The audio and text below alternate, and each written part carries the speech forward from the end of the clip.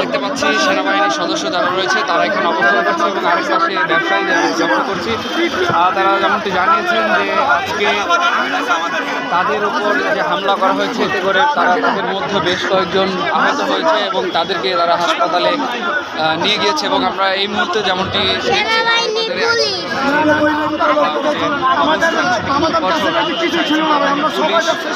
সেনাবাহিনীর সদস্য আমরা বেশ কয়েকজন ব্যবসায়ীদের সঙ্গে কথাও বলেছি। তারা যেমনটি জানিয়েছেন যে তারা আজকে চাঁদাবাজদের বিরুদ্ধে একটি মানববন্ধন রেখেছিল, সেই মানববন্ধন চলাকালীন সময় তাদের উপর হামলা করেছে দুর্বৃত্তরা এবং সেই জন্য তারা একটু আগে আমরা দেখেছি যে মিছিল করেছে কারওয়ান বাজার প্রদক্ষিণ করে তারা এখানে এসে দাঁড়িয়েছিল।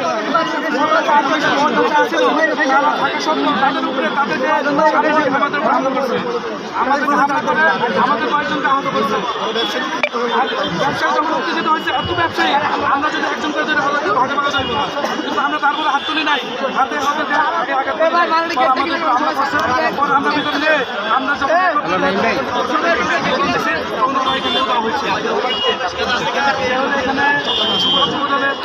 এই মুহূর্তে কারওয়ান বাজারে আমরা লক্ষ্য করছি যে সেনাবাহিনীর সদস্য এবং সেই সাথে আইনশৃঙ্খলা বাহিনী পুলিশ তারাও কিন্তু রয়েছে। আপনারা জানেন যে একটু আগেই ঠিক কারওয়ান বাজারে ব্যবসায়ীদের মধ্যে ধাওয়া পাল্টা ধাওয়ার ঘটনা ঘটেছে এবং সেটিকে কেন্দ্র করে তারা একটি বিক্ষোভ মিছিল চালু করেছে। চাঁদাবাজদের বিরুদ্ধে তাদের একটি মানববন্ধন তারা রেখেছিল এবং সেই মানববন্ধন করার প্রস্তুতি যখন নিচ্ছিল ঠিক সে সময় তাদের উপর দুর্বৃত্তরা হামলা করেছে বলে তারা জানিয়েছে।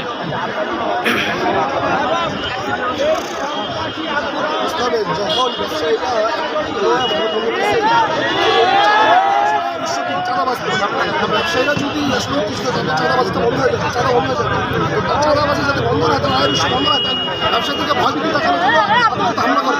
কিন্তু ব্যবসায়ীরা ভয় পায় না, ব্যবসায়ীরা সবাই একত্রিত হয়ে